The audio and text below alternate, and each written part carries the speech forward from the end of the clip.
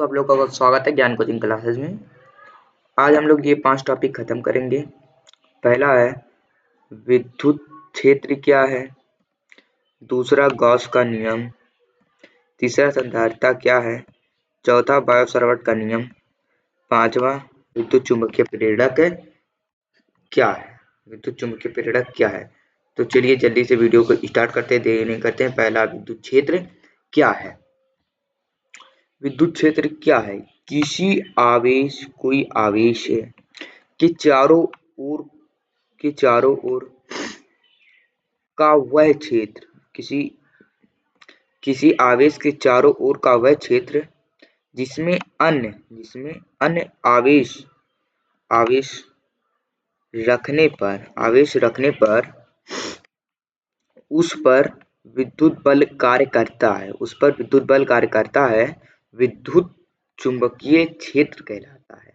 ये 5 नंबर का आएगा तो ये इसका परिभाषा हो गया। अगर इतना ही लिखेंगे तो ये गलत हो जाएगा, आपको इसमें और भी कुछ जोड़ना है। यदि किसी बिंदु पर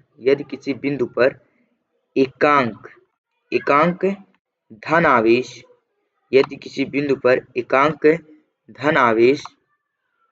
रखने पर जो बल लगता है, यदि किसी बिंदु पर एकक धन आवेश रखने पर उस बिंदु पर जो बल लगता है, जो बल लगता है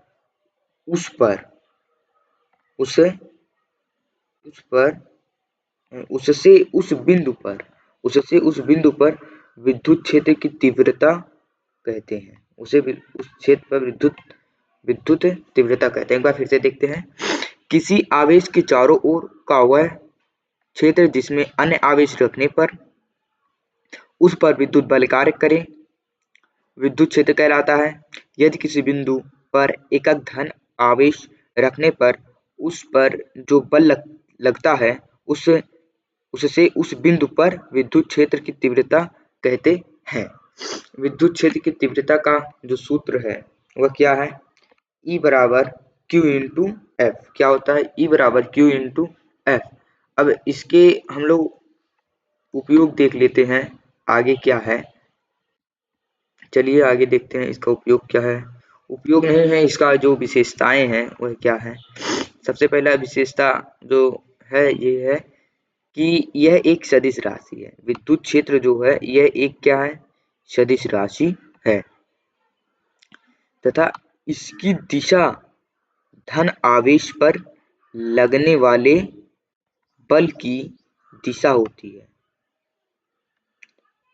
तथा इसका एसआई जो मात्रक है न्यूटन प्रति कूलाम होता है। क्या होता है, न्यूटन प्रति कूलाम है इसका एसआई मात्रक। चलिए अब हम लोग अगले टॉपिक की तरफ बढ़ते हैं। अगला टॉपिक देखते हैं क्या कह रहा है। अगला टॉपिक है गॉस का नियम। चलिए गॉस का नियम पढ़ते हैं। गॉस का नियम विद्युत फ्लक्स और आवेश के संबंध को बताता है। विद्युत फ्लक्स और किसके, आवेश के संबंध को बताता है। किसी बंद सतह से गुजरने वाला विद्युत फ्लक्स, किसी बंद सतह से गुजरने वाला कुल विद्युत फ्लक्स उस सतह के अंदर स्थिर कुल आवेश के एप्सिलॉन नॉट से भाग के बराबर होता है। ये होता है गॉस का नियम। अब देखिए गॉस का नियम तो ये हो गया। अब इसका उपयोग देखते हैं। इसका उपयोग कहाँ किया जाता है। गोलाकार, कहाँ पर, गोलाकार विवरण, गोलाकार आवेश विवरण का क्षेत्र, किसका, गोलाकार आवेश वितरण का क्षेत्र निकलने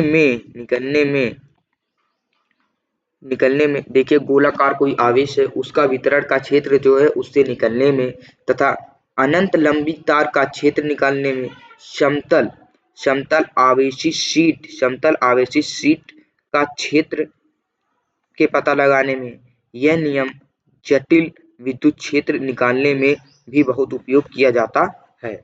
ये हुआ गॉस के नियम का उपयोग। अब हम लोग देखते हैं अगला टॉपिक है संधारिता क्या है। संधारिता क्या है, ये बहुत इंपॉर्टेंट टॉपिक है, ये कई बार आ चुका है। संधारिता क्या है? संधारिता संधारिता वह उपकरण है जो विद्युत आवेश किसको जो विद्युत आवेश और ऊर्जा का संग्रह करता है। किसका? ऊर्जा का संग्रह करता है। इसमें दो चालक प्लेट होती हैं जिन्हें किसी कुचालक माध्यम द्वारा अलग किया जाता है। इसमें कोई दो चालक प्लेट हैं, उनको किसी कुचालक माध्यम के द्वारा अलग किया जाता है। अब इसके आगे देखिए ये क्या कह रहा है। संधारिता जो है, संधारिता संधारिता संधारिता की धारिता बराबर एक प्लेट पर संचित आवेश तथा प्रति विभवांतर के बराबर होता है, या कह सकते हैं बटे विभवांतर होता है। C बराबर इसका सूत्र जो होता है, C बराबर क्या होता है? C बराबर इसका सूत्र जो होता है, C बराबर V इंटू Q इसका सूत्र होता है। अब इसका उपयोग देख लेते हैं, इसका उपयोग कहाँ कहाँ किया जाता है। ऊर्जा संग्रह में इसका उपयोग किया जाता है। इसका उपयोग कहाँ कहाँ किया जाता है? इसका उपयोग ऊर्जा संग्रह में किया जाता है तथा रेडियो एवं टीवी सर्किट में किया जाता है, फिल्टर सर्किट में किया जाता है। ये तो हो गया संधारिता का खत्म टॉपिक। अब हम लोग चौथे टॉपिक पे चलते हैं जिसका नाम है बायो-सावर्ट का नियम। ये टॉपिक इतना इम्पोर्टेंट है कि हम कह नहीं सकते। बोर्ड की दृष्टि से ये बहुत ज़्यादा इम्पोर्टेंट है, ये बराबर पूछा जाता है। अब यह नियम, अभी इस नियम को पढ़ते हैं। यह नियम बताता है कि किसी धारा तत्व के कारण उत्पन्न चुंबकीय क्षेत्र कितना होगा। अब इसका विशेषता देखते हैं। इसकी सबसे अच्छी विशेषता यही है कि यह क्षेत्र दूरी बढ़ने पर घटता है, तथा ये ऑप्शन में भी पूछ सकता है कि क्षेत्र दूरी बढ़ने पर घटता है। अब ये देखिए धारा बढ़ाने पर बढ़ता है। ये दोनों इसका जो है टॉपिक, ये बहुत इम्पोर्टेंट है। इस दोनों को आप लोग याद रखिएगा, ये कई बार ऑप्शन में भी पूछे जा सकते हैं। इसीलिए आप लोग इसको इस टॉपिक वाले जो इसकी विशेषता है इसको याद करिएगा। अब चलिए हम लोग इसका उपयोग देख लेते हैं। ये उपयोग कहाँ कहाँ किया जाता है। वृत्तीय तार का क्षेत्र बनाने में इसका उपयोग किया जाता है तथा सोलेनॉइड का क्षेत्र निकाला जाता है। इससे किसका? सोलेनॉइड का क्षेत्र निकाला जाता है। अब हम लोग इसके अगले टॉपिक पे चलते हैं। अगला टॉपिक क्या कह रहा है? अगला टॉपिक है चुंबकीय प्रेरक। क्या है? चुंबकीय प्रेरक। जब किसी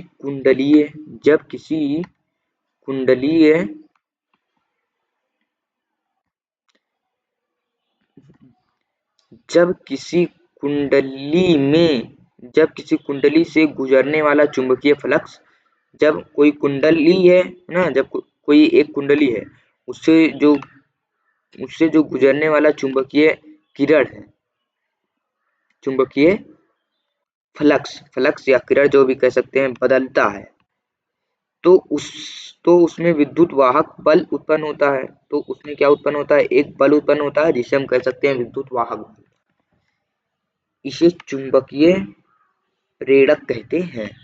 अब इससे एक चीज और आ जाता है, फैराडे का नियम। इसी में है फैराडे का नियम भी। प्रेरित ईएमएफ फ्लक्स परिवर्तन की दर के समानुपाती होता है। प्रेरित ईएमएफ फ्लक्स परिवर्तन की दर के समानुपाती होता है। अब इसका हम लोग भी उपयोग देख लेते हैं।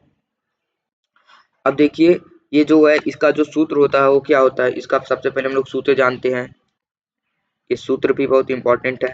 ये होता है E बराबर माइनस डी इंटू फाई। अब देखिए